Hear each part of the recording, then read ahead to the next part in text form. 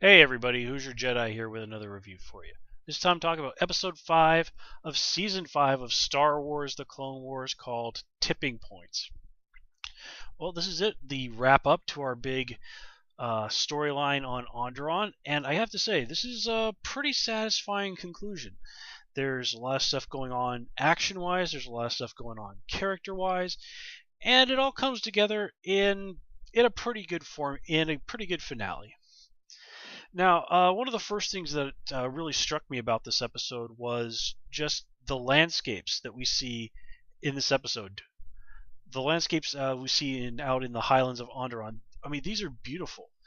This sort of stuff is really what makes Star Wars such a great universe to play around in. It's this very sort of, I don't know if I'd say exactly bizarre, but it's certainly a very alien landscape.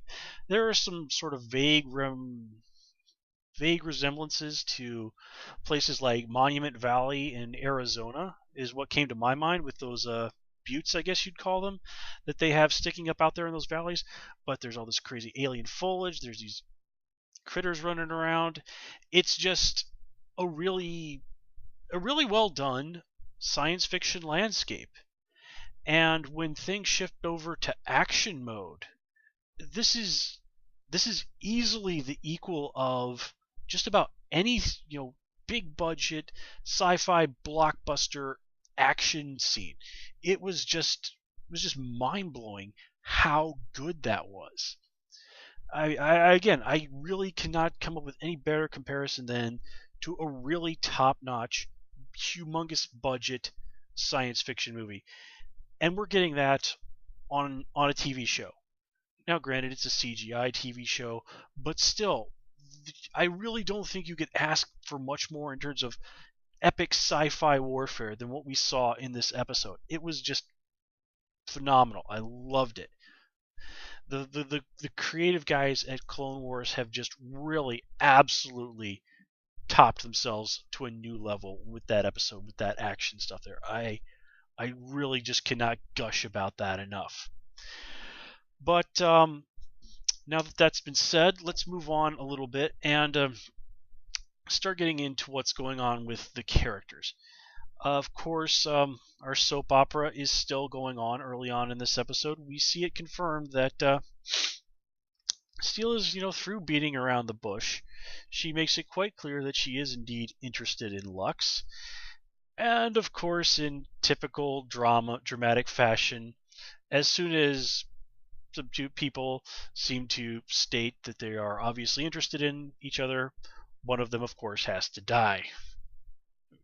Joss Whedon didn't write this episode, did he? No, I don't think so. No, I'm kidding. I know Joss Whedon didn't write this episode, but still, that's a very classic trick that Joss loves to use. But he's certainly not the guy who originated it. He's just really, really good at using it. So, I don't really have too much of a problem with Steela's death this episode. I know there are some people out there who are extremely upset about this. And while Steela was a very good character, I think she's a really great addition to the Star Wars mythology. But here's the thing. If everything had just been some kind of perfect happy ending, the resistance movement wins, Rash is killed by the bad guys, he gets his just desserts that way, peace is restored to Onderon, and it looks as if Lux and Steele are going off to be a couple together, happy, happy, happy, joy, joy, joy. Well, that's all well and good, but this is not a show where people get the super mega happy ending and everything's cool. I mean, Star Wars has never really been like that. I mean, even if you go back to the original movies, look at the first Star Wars movie. Obi-Wan Kenobi has to sacrifice his life for Han and Luke and the others to escape the Death Star the first time. And when at the end of the movie, a bunch of the guys from the Rebel Alliance, including Luke's longtime friend, Biggs Darklighter, Jack Porkins, a bunch of the other Rebel Alliance guys, they all die in the final assault on the Death Star. So, let's move over to Empire Strikes Back. Luke is captured, Han is everybody's basically pretty much Han is captured. Luke loses his hand. Lando has betrayed his friend. I guess that's not really. Lando had to sacrifice Han Solo's trust. But anyway, the heroes all lost something. Something had to be sacrificed there. And of course, when we come back to Return of the Jedi, well, Anakin sacrifices himself to save Luke's life and destroy the Emperor. And, a whole bunch of people also die taking out the Death Star yet again, but you get my point here. It's really very well established in Star Wars that that victories come at a cost. And if they'd just gotten the super mega happy ending, to lift a line from the great film known as Wayne's World, then okay, maybe people would have been happier, but it really would not have been as true to the nature of a Star Wars story as it should have been. And frankly, this is a show that has not been afraid to kill characters. It's not been a show that's been afraid to go dark. I mean, come on, we've seen Savage Opress murder children. And we've even seen vague hints of what happens in Revenge of the Sith, where Anakin himself personally murders children. You get my point. So, Steela's death to me seems very necessary. There has to be a price. And I'm sure there are people out there who are like, well, why didn't they just kill Saw? Or why didn't they kill Lux? Well, first of all, if they kill Saw, well, okay, people are going to be sad, but Saw was just kind of an officer. He was not a symbol of the Onderon resistance. He was not their face. He was not the people they rallied behind. There would really be no great reason for the people of Onderon in general to really give a rat's ass about Saw's death. And you can basically say the same thing of Lux. Now, granted, another reason they're probably keeping him around is they probably want to continue his relationship with Ahsoka, or at least the back and forth, the soap opera of it all. So, really, just from a pure storytelling standpoint, the person who it makes the most sense to die, to be the sacrifice that drama and proper storytelling demand of this story, well, Steela's really the one who best fits the bill. And one of my favorite bands of all time is R.E.M. And there's a line in one of their songs called "The Finest Work Song." Yeah, I'm pretty sure that's the one, where they go, "What we want and what we need has been confused." And that's really one of the great problems I've noticed in fandom, is people getting upset over things. And now, granted, there aren't times, and there are many times when fans get upset over things, and they're perfectly justified in doing so. But it's more a case of fans simply not realizing that while what they may have wanted to happen in the story didn't happen, that the story is ultimately better for it. I mean, would Romeo and Juliet still really be remembered hundreds of years after it had been written if Romeo and Juliet just sort of got together at the end and everybody lived happily ever after? And keep in mind, the play was for many years actually altered and performed with just that ending. No, Romeo and Juliet sticks with you because Romeo and Juliet die, and it's ultimately pointless deaths. If their families had just stopped being willing to stop being jerks to each other, then these tragic deaths could have been avoided.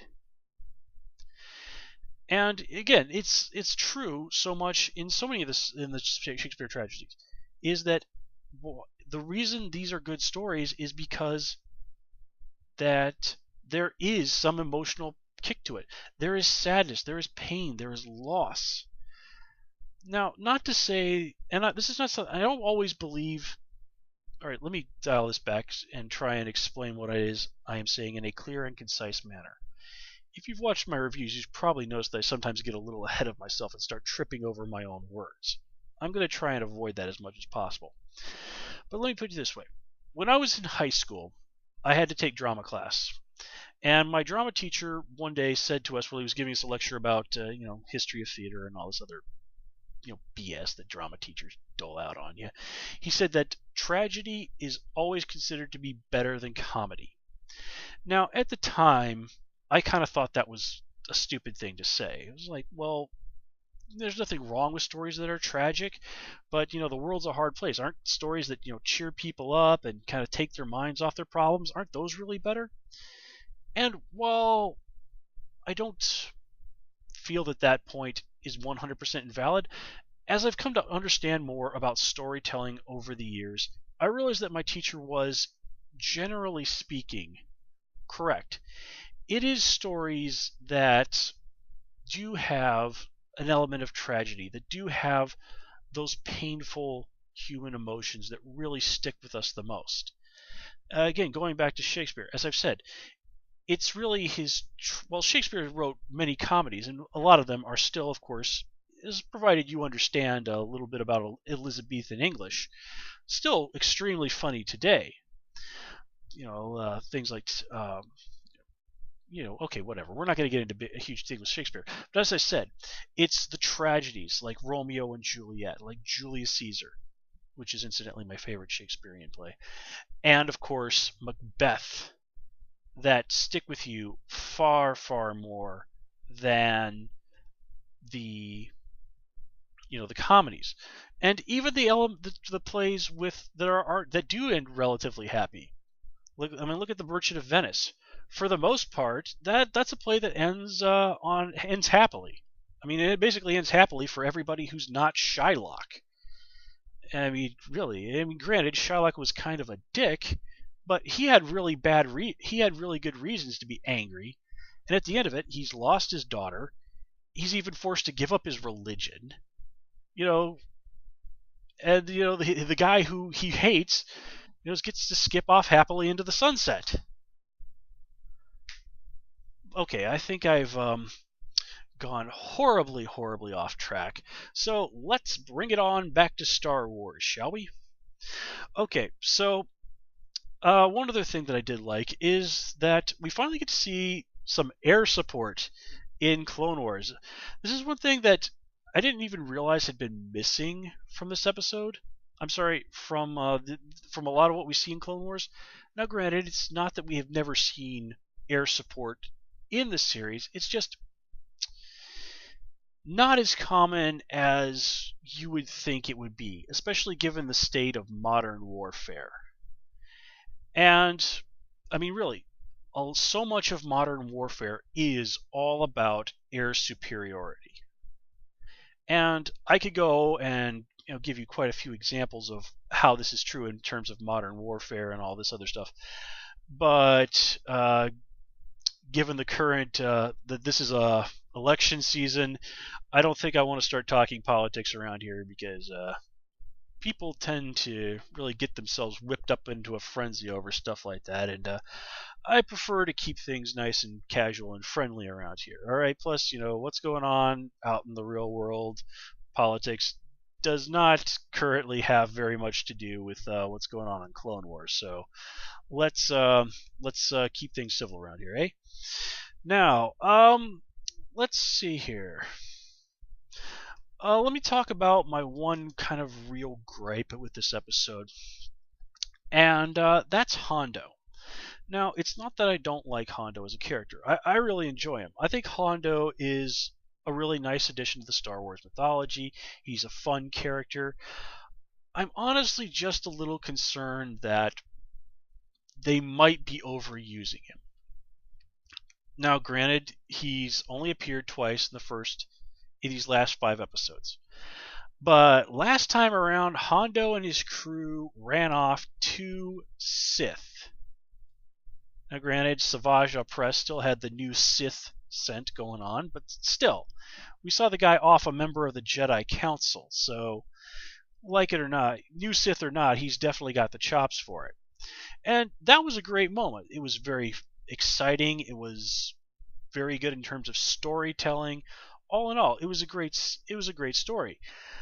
But I'm just a little worried that they might be going down the road of just having Hondo become a little overexposed. Now, granted, he's only in this episode briefly. He's only around for what, like maybe about 5-10 minutes of the series. He pops up, he does his thing, he leaves. Again, my only real concern is I just don't want Hondo becoming overexposed. Is really all I really have to say about that. This episode, it made sense for him to be there. He was his usual fun, interesting self.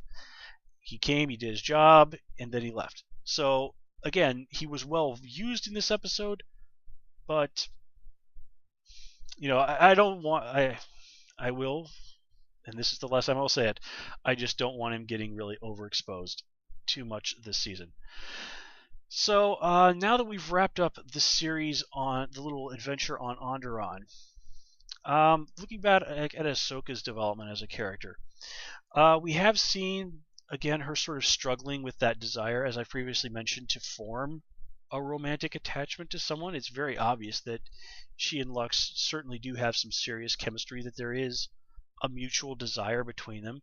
But of course, she's a Jedi. Lux had that thing with Steela going on, and now that she's dead, he's certainly just not going to be able to shrug it off. If someone dying does take a while for a person to accept, to move on, to get over with. But Lux has been appointed the senator of Onderon, which means that eventually he's going to be taking office on Coruscant. So this basically brings us to another parallel between Anakin and Ahsoka. Anakin is secretly married to a Republic senator, and here Ahsoka has this very awkward, what's going on here sort of relationship with a Republic senator. So in a way, I guess you could say where Ahsoka and Lux are probably in the near future is going to be in some ways where Anakin and Padme were in Attack of the Clones. Now, hopefully, if there is some more future romantic stuff between these two characters, and I'm pretty sure there probably will be, hopefully it will be better written than the Anakin and Padme romance in Attack of the Clones, which is quite easily the worst written romance that I have ever seen in any movie in my entire life. Seriously, just terrible. And to his credit, George Lucas has actually even acknowledged that was not well written. He has basically said, like, I'm sorry, I'm just not good at writing romance. So, yeah. Anyway, folks, overall, the whole Onderon storyline has been really solid stuff. It's had a few low points, but the majority of it has been really good, really enjoyable Star Wars. I'm definitely looking forward to getting back to a little bit more traditional sort of Clone Wars storytelling. I want to see more of Anakin and Obi-Wan and what's going on with them. I definitely want to see what's going on with Savage Opress and Darth Maul. And that with those two running around, Palpatine is not going to take that sitting down for very long. So I got the feeling that we're going to be in for a really intense, really awesome season. I can't wait to see what happens next. And with that said, folks, I'm going to wrap this up. As always, please comment, rate, and subscribe. You can, of course, follow me on Twitter at Hoosier Jedi. And until next time, take care and have a good one.